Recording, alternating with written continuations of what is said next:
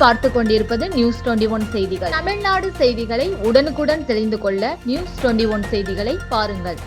கொடைக்கானல் பழனி பிரதான மலைச்சாலையில் 10வது கொண்டை ஊசி வளைவில் சுமார் 8 அடி நீளமுள்ள மலைப்பாம்பு ஒன்று சாலையை கடந்ததாக வாகன ஓட்டிகள் அச்சமடைந்து வாகனத்தை நிறுத்தினர்.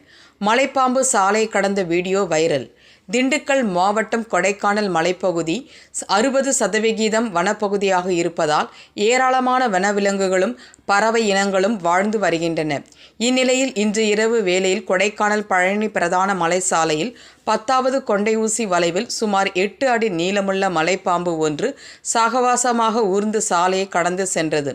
இதனால் சாலையின் இருபுறங்களிலும் வாகனங்கள் காத்திருந்து பாம்பு சென்ற பிறகு மீண்டும் வாகனங்களை இயக்கினர். இதனையடுத்து இந்த சாலையில் கொடைக்கானலை சேர்ந்த நபர் குடும்பத்துடன் பயணித்தார். அப்பொழுது சாலையை கடக்கும் மலைப்பாம்பை தனது செல்போனில் வீடியோவாக பதிவு செய்து சமூக வலைதளத்தில் பதிவேற்றம் செய்துள்ளார். இந்த வீடியோ சமூக வலைதளங்களில் வைரலாகி பரவி வருகிறது.